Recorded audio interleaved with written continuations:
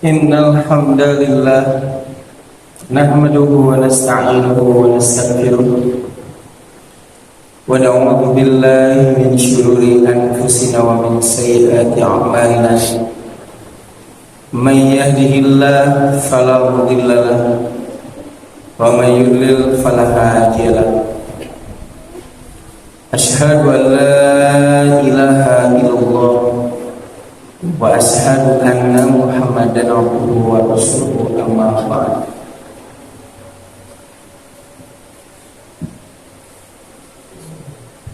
Hadirin yang dimuliakan oleh Allah Subhanahu wa taala, tidak ada ungkapan yang pantas untuk kita ungkapkan melainkan ucapan alhamdulillahi rabbil alamin. Segala puji bagi Allah Tuhan semesta alam, karena hanya Dialah yang senantiasa mencurahkan, menganugerahkan kepada kita semua berbagai macam kenikmatan, baik nikmat yang zahir ataupun yang batin, nikmat yang lalu ataupun yang baru. Semua itu patut kita syukuri. Mudah-mudahan kita termasuk hamba Allah yang pandai bersyukur. Amin ya rabbal alamin. Hadirin yang dimuliakan oleh Allah Subhanahu wa taala, di dalam Al-Qur'an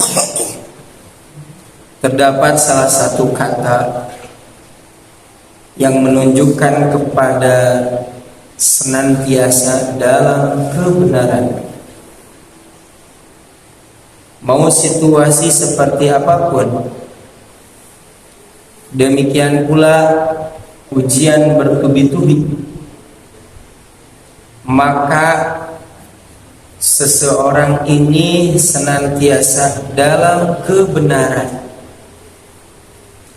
tidak runtuh, tidak jatuh, tidak goyah sedikit pun dalam menetapkan dirinya dalam kebenaran. Jika saya boleh mengibaratkan, maka seperti halnya terumbu karang yang senantiasa diterpa ombak yang begitu besar, maka terumbu karang ini tetap tegar, kuat, tidak runtuh meskipun diterpa ombak. Kata apa yang menunjukkan demikian? Yakni kata ar-rusydu atau ar-rasyadu. Di kita suka dijadikan nama Rasyid. Sekali lagi maknanya ini sangat istimewa hadirin. Jadi ar-rusdu itu artinya adalah isobatul haqi, senantiasa dalam kebenaran. Di dalam Al-Quran banyak kata ar-rusdu, seperti hanya di dalam Quran surat Al-Baqarah ayat 186.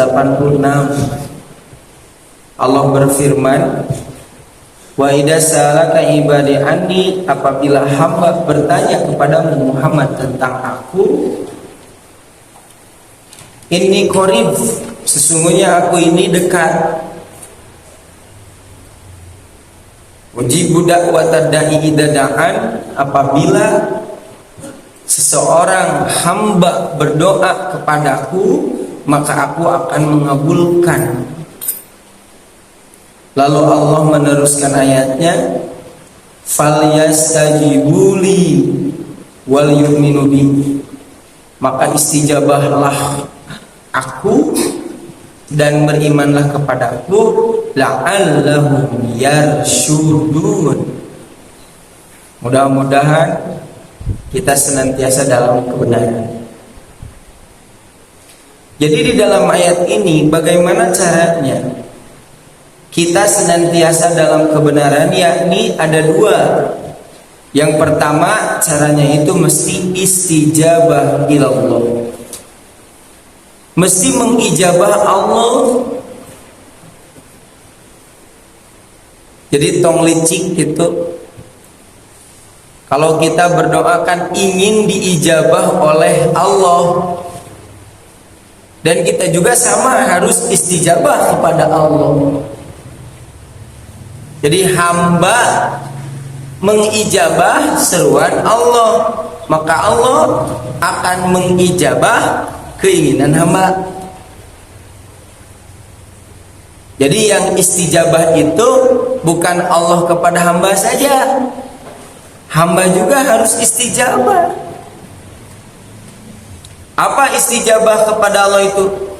Apa yang Allah Subhanahu wa ta'ala inginkan, maka mesti diijabah. Perintah dilaksanakan, jika larangan maka ditinggalkan. Maka orang tersebut adalah orang yang mengijabah seruan Allah. Sekali lagi jangan licik gitu. Bagaimana maksudnya? Ya kita ingin diijabah oleh Allah, keinginan kita ingin dikabulkan, tapi apa yang diinginkan oleh Allah tidak kita kabulkan.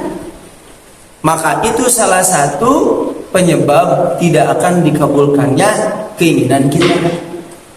Jika kita sering-sering mengabulkan keinginan Allah, maka Allah akan senantiasa mengabulkan keinginan kita. Fal yastajibuli, maka istijabahlah aku. Seperti di dalam surat Al-Fatihah, iyyaka na'budu wa iyyaka nasta'in. Hanya kepada Engkaulah kami beribadah, dan hanya kepada Engkaulah kami meminta. Hanya kepada Engkaulah kami beribadah, itu maksudnya adalah memenuhi apa yang diinginkan oleh Allah. Dengan demikian, wa iyyaka nasta'in, dan kami akan meminta pertolongan, dan kepadamu, hanya kepadamu. Rajin beribadah, insya Allah apa yang kita inginkan, insya Allah Allah akan mengabulkan. Kita itu diibaratkan misal seperti hanya orang tua yang memiliki dua anak, si cikal dan si bungsu. Kalau si cikal banyak keinginan, Pak, ke bapak teh, tapi kalau disuruh susahnya minta ampun gitu. Tapi namun jajan hoyong wae, tapi diparentah hararese gitu. Eta si cikal contohnya. Sementara yang kedua si bungsu jarang meminta kepada bapak itu. Tapi kalau diperintah langsung cepat-cepat melaksanakan. Malahan masih bungsu menawisan ke bapak teh, Pak, aya nu bade dibantos gitu. Kira-kira sikap kita berbeda tidak kepada dua anak tersebut, si cikal dan si bungsu? Resep anu mana? Si cikal atau si bungsu? Si cikal manyungkeun wae itu, tapi diparentah hararese. Ari nu kadua mah tara nyungkeun. Ngana mun diparentah teh gura-giru cepat-cepat. Hadirin yang dimuliakan oleh Allah Subhanahu wa taala, demikianlah kita kepada Allah Subhanahu wa taala. Pasti resepna nu si bungsu atuh. Resep namun diparentah teh cepat-cepat. Ketika bapak pergi ke suatu tempat misalkan, langsung terpikir, kurang meser oleh-oleh. Pasti oleh-oleh itu diperuntukkan buat siapa? Yang si bungsu udah bager, si bungsu mah gitu. Nah Allah Subhanahu wa ta'ala pun demikian. Perbanyaklah apa yang Allah inginkan kita lakukan, maka Allah akan mengabulkan apa yang kita inginkan.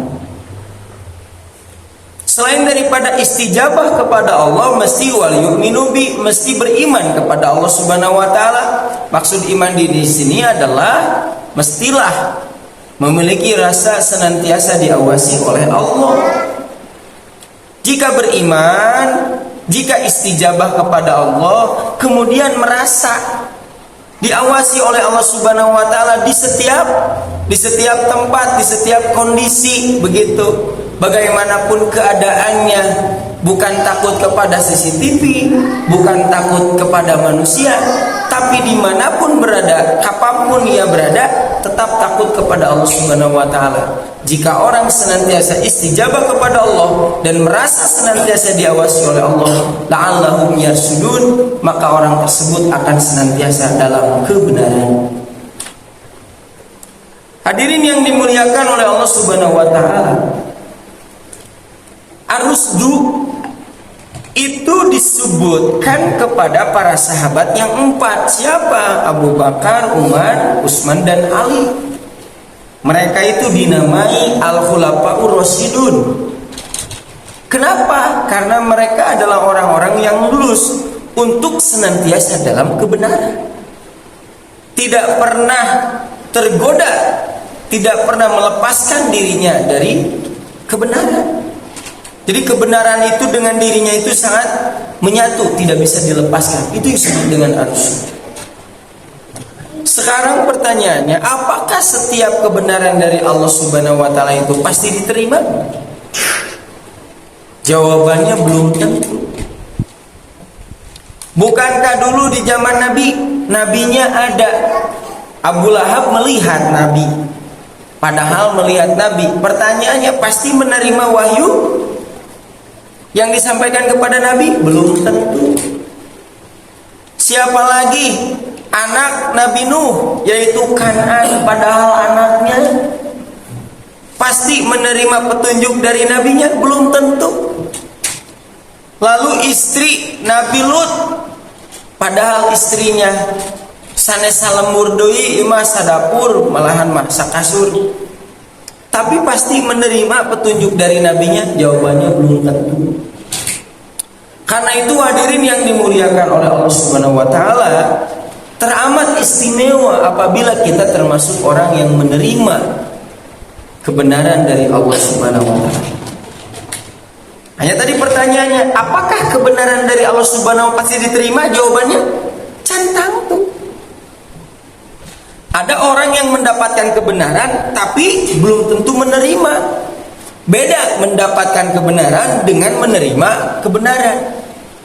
Yang dimaksud dengan mendapatkan kebenaran begini, orang tersebut sudah diberitahu ini yang halal, ini yang haram, ini maksiat, ini taat, gitu kan? Ini yang disebut dengan mendapatkan kebenaran, sudah jelas. Tapi setelah jelas seperti itu, pertanyaannya pasti diterima? Jawabannya belum tentu. Kenapa? Karena kebenaran dari Allah Subhanahu wa taala itu tidak sesuai dengan keinginan dan akal pikiran. Alah, geningan kebenaran dari Allah teh ngarugikeun cenah tah eta mah moal diterima gitu mah. Kenapa?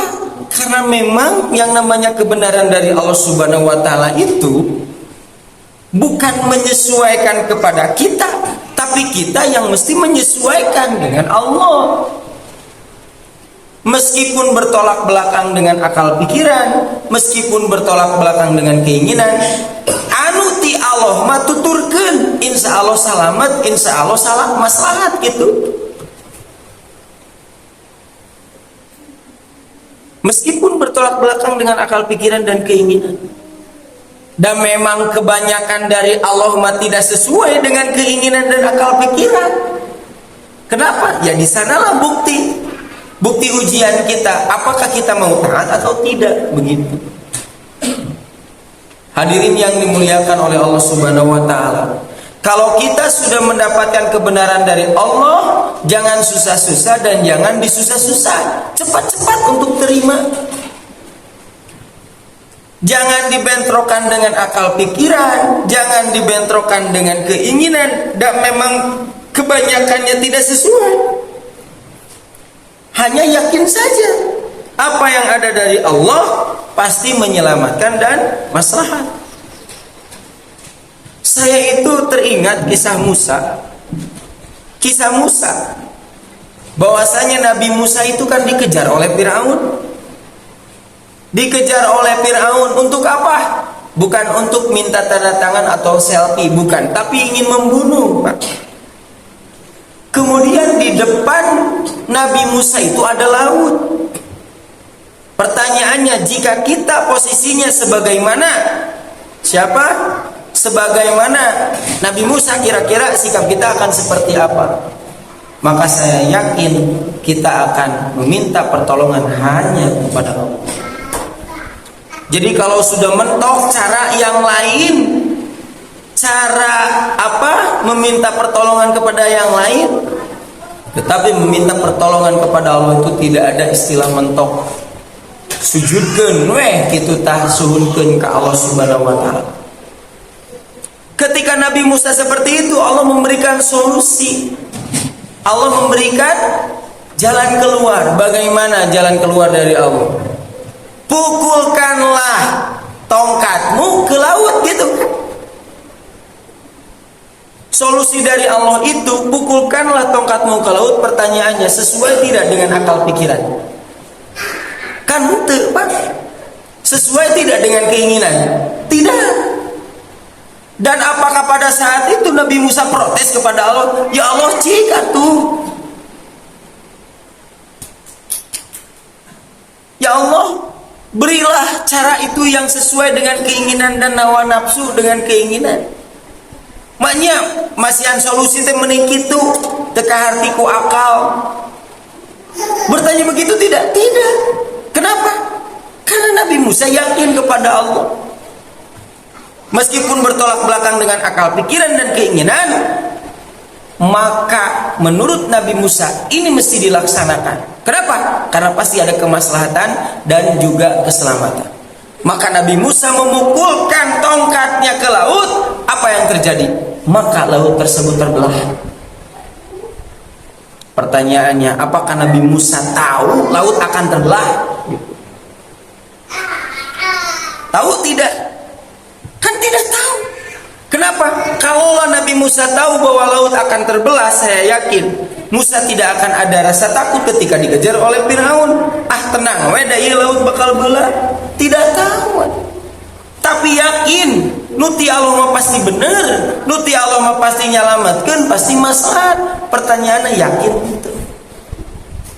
Hadirin yang dimuliakan oleh Allah Subhanahu wa taala. Maka mestilah kita melaksanakan apa yang menurut Allah Subhanahu wa taala benar. Barakallahu fiikum wa lakum.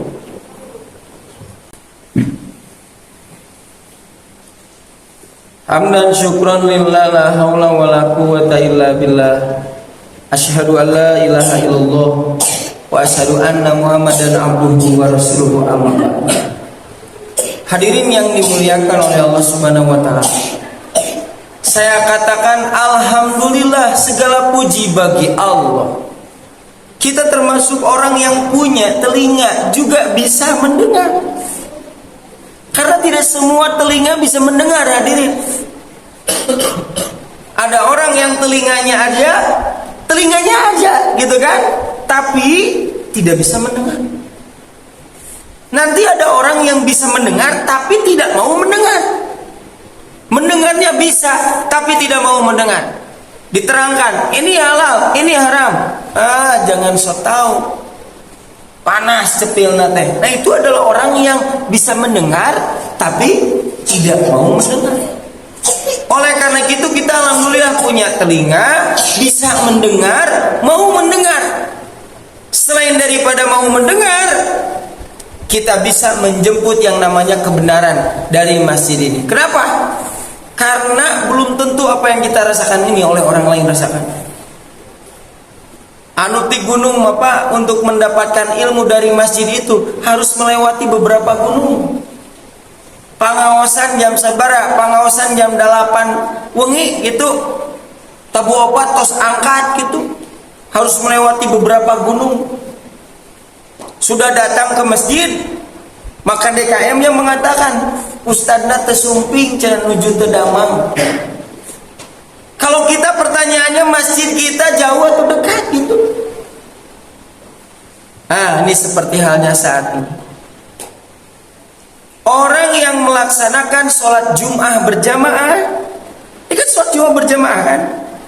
Belum tentu dia bisa melaksanakan sholat subuh berjamaah.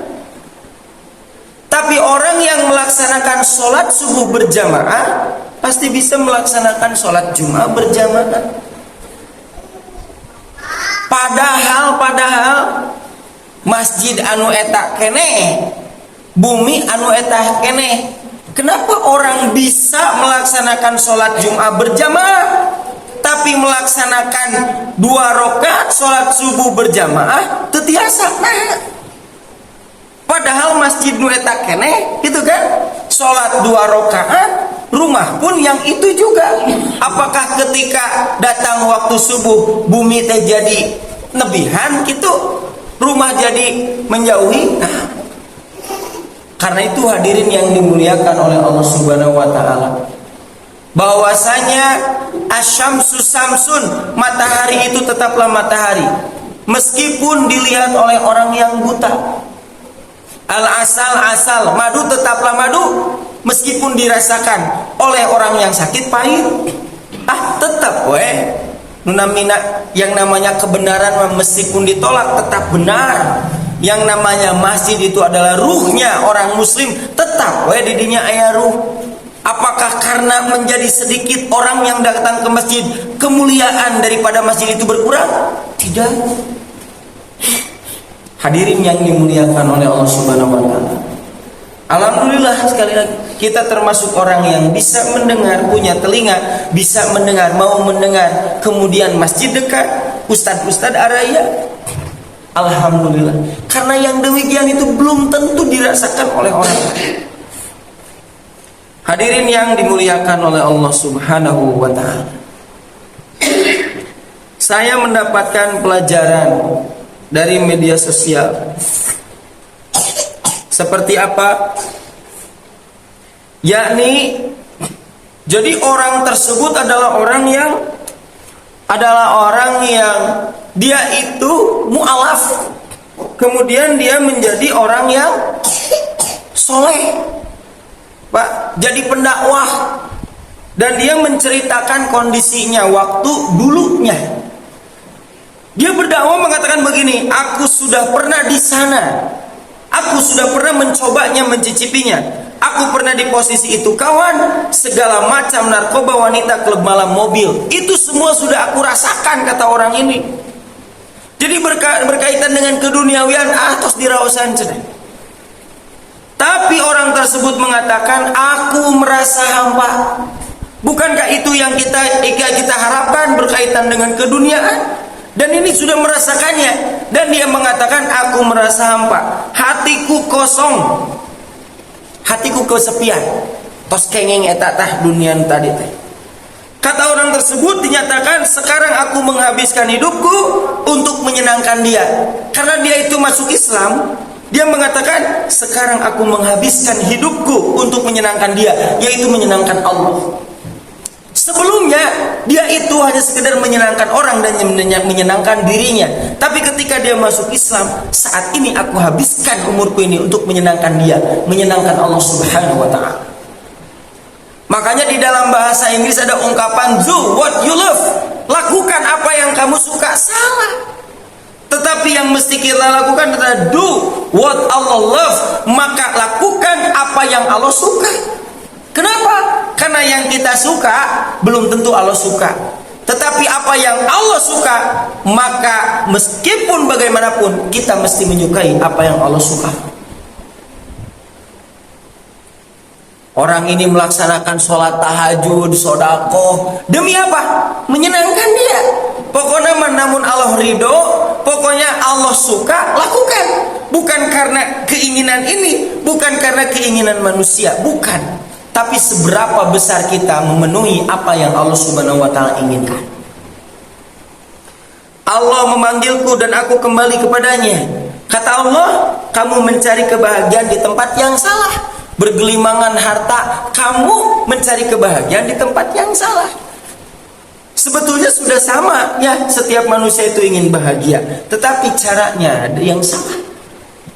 Orang ini mengatakan kebahagiaan itu hanya dengan Allah. Jadi hati ini tentram itu hanya dengan Allah, dan ini sesuai dengan ayat Allah. Ala bidzikrillah tatmainnul qulub. Ketahuilah, dengan mengingat Allah maka hati ini akan tentram. Oleh karena itu hadirin yang dimuliakan oleh Allah Subhanahu wa taala, carilah kebenaran Allah Subhanahu wa taala. Dapatkanlah kebenaran dari Allah Subhanahu wa taala. Terimalah kebenaran dari Allah Subhanahu wa taala. Satukanlah diri ini dengan kebenaran dari Allah Subhanahu wa taala, dan istiqomahkanlah diri ini dengan kebenaran dari Allah Subhanahu wa taala. Sebagaimana kita senantiasa berdoa, Rabbana la tuzigh qulubana ba'da iz hadaita. Wahai Tuhan kami, janganlah Engkau condongkan hati kami sedikit pun dalam melakukan keburukan setelah Engkau memberi petunjuk. Wahab lana min ladunka rahmah, dan berikanlah karuniakanlah kepada kami yaitu kasih sayang. Innaka antal wahhab, sesungguhnya Engkau Maha Pemberi. Oleh karena itu hadirin yang dimuliakan oleh Allah Subhanahu wa taala, mudah-mudahan kita termasuk orang yang mendapatkan ar-rusyd. Demikian, Rabbana atina fid dunya hasanah wa fil akhirati hasanah wa qina adzabannar. Assalamualaikum warahmatullahi wabarakatuh.